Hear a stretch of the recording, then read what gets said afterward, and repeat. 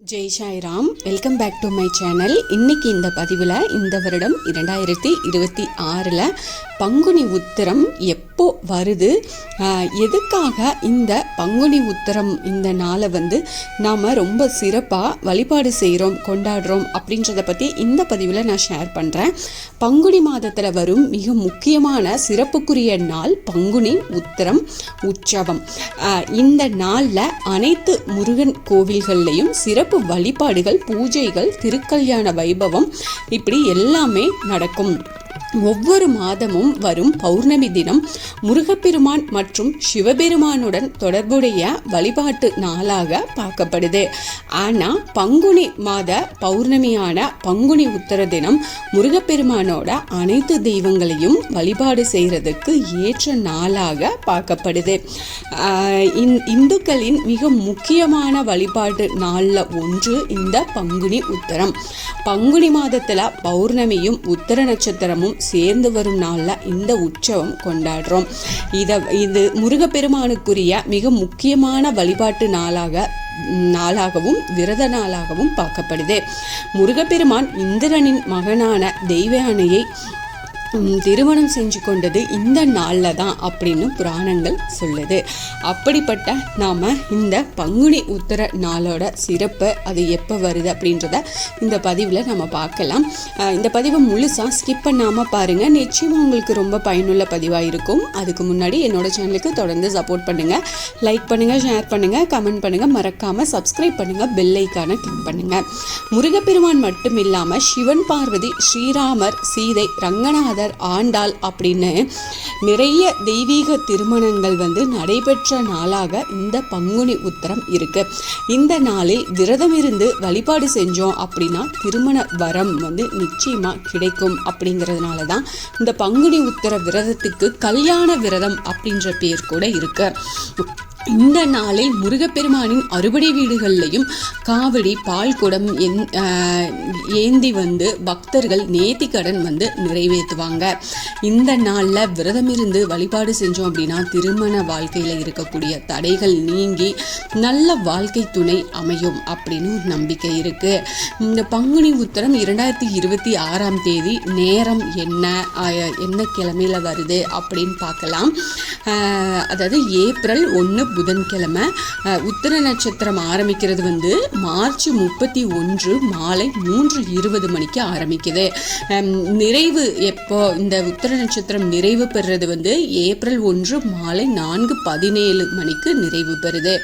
பௌர்ணமி எப்போ ஆரம்பிக்குது அப்படின்னா ஏப்ரல் 1 காலை 7:38 மணிக்கு ஆரம்பிக்குது பௌர்ணமி திதி.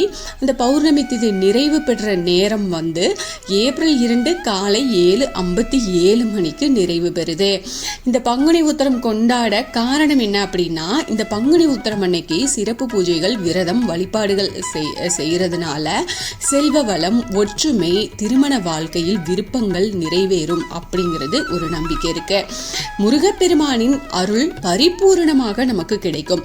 அதனால தான் இந்த நாளில் வேண்டுதல் நிறைவேறி நிறைய பேர் மொட்டை அடிச்சும் காவடி ஏந்தியும் முருகப்பெருமானுக்கு நேர்த்திக்கடன் நிறைவேற்றுவதை வழக்கத்தில் வச்சிருப்பாங்க.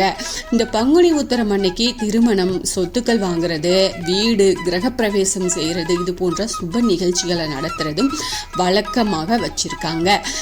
தமிழகம் மட்டும் இல்லாமல் கேரளா, கர்நாடகா, ஆந்திரா இது போன்ற மாநிலங்கள்லையும் திருமண வரம் வேண்டி பங்குனி உத்திர நாளில் நிறைய பேர் விரதம் இருந்து வழிபாடு செய்கிறது வழக்கத்தில் இருக்கு. திருமணமாகாத ஆண் பெண்கள் மட்டுமின்றி திருமணமான தம்பதிகளும் இந்த நாளில் சிறப்பு பூஜைகள் செஞ்சு தங்களுடைய வாழ்க்கை சிறப்பாக அமையணும் அப்படின்னு வழிபாடு செய்வாங்க. இது தெய்வத்துக்கும் மனிதர்களுக்கும் இடையே ஒரு ஆன்மீக பந்தத்தை உருவாக்கும் நாளாக பார்க்கப்படுது. பல தெய்வங்களுக்கும் திருமணம் நடைபெற்ற நாளாக இருந்தாலும் பங்குனி உத்திரம் முருகப்பெருமானுக்குரிய நாளாகவே பார்க்கப்படுது. இதுக்கு காரணம் முருகப்பெருமானுக்குள் அனைத்து தெய்வங்களும் அடங்குவாங்க அப்படின்னு சாஸ்திரங்கள் சொல்லுது. அதனால தான் இது முருகப்பெருமானுக்குரிய வழிபாட்டு நாளாக பார்க்கப்படுது. இந்த பங்குனி உத்திரம் அன்னைக்கு என்ன செய்யலாம் அப்படின்னா, இந்த பங்குனி உத்திரம் அன்னைக்கு முருகப்பெருமான் கிட்ட வேண்டிய வரங்கள் கிடைக்க நெய் தீபம் ஏற்றி வச்சு விரதம் இருந்து பஞ்சாமிர்த அபிஷேகம் பால் அபிஷேகம் செஞ்சு ஓம் சரவண பவாய நமக அப்படின்ற மந்திரத்தை உச்சரித்து வழிபாடு செய்யணும். முழு உபவாசமாக விரதம் இருக்க முடியாதவங்க முருகப்பெருமானின் படத்துக்கு முன்னாடி அமர்ந்து மனசார ஓம் சரவண பவ அப்படின்ற மந்திரத்தை எத்தனை தடவை சொல்ல முடியுமோ அத்தனை தடவை நீங்கள் சொல்லலாம். 108 முறையாவது உச்சரித்து வழிபாடு செய்யலாம். முருகப்பெருமானின் 108 நாமாவளிகள் இருக்குது இல்லையா, அதை சொல்லி அர்ச்சனை செஞ்சு சக்கரை பொங்கல், பாயாசம், பழங்கள், பஞ்சாமிர்தம், வெற்றிலை பாக்கு, தேங்காய் இது போன்றவற்றை நெய்வேத்தியமாக படைச்சு வழிபாடு செய்கிறது நமக்கு சிறப்பு வாய்ந்தது. வீட்டில் முருகப்பெருமானோட விக்கிரகம் இருக்குது அப்படின்னா எளிமையாக அபிஷேகம் செஞ்சுக்கோங்க. செஞ்சு செவ்வரளி பூக்களால் அலங்காரம் பண்ணி பன்னீர் ரோஸ் இருந்துச்சு அப்படின்னா அதுவும் நீங்கள் வச்சுக்கலாம். வச்சு இந்த முருகப்பெருமானுக்குரிய மந்திரத்தை சொல்லுங்கள். 108 அஷ்டோத்திரம் தெரிஞ்சால் அந்த அஷ்டோத்திரத்தை சொல்லி நீங்கள் அர்ச்சனை பண்ணிக்கலாம். வேல் இருக்குது அப்படின்னாலும் வேலுக்கும் நீங்கள் அபிஷேகம் பண்ணி நீங்கள் வழிபாடு முறையை நீங்கள் செஞ்சுக்கலாம்.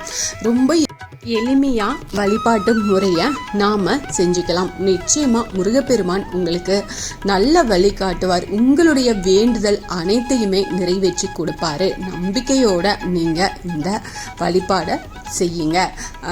இந்த பதிவு உங்களுக்கு ரொம்ப பயனுள்ள பதிவாக இருக்கும் அப்படின்னு நான் நம்புகிறேன். இதில் ஏதாவது சந்தேகம் இருந்தால் எனக்கு கமெண்ட்டில் கேளுங்க, நான் பதில் சொல்கிறேன். என்னோடய சேனலுக்கு தொடர்ந்து சப்போர்ட் பண்ணுங்கள், லைக் பண்ணுங்கள், ஷேர் பண்ணுங்கள், கமெண்ட் பண்ணுங்கள், மறக்காமல் சப்ஸ்கிரைப் பண்ணுங்கள், பெல் ஐக்கானை கிளிக் பண்ணுங்கள். இது போல் எனக்கு தெரிஞ்ச ஆன்மீக பதிவுகளை உங்ககிட்ட நான் ஷேர் பண்ணுறேன். Thank you friends. மீண்டும் அடுத்த பதிவில் சந்திப்போம்.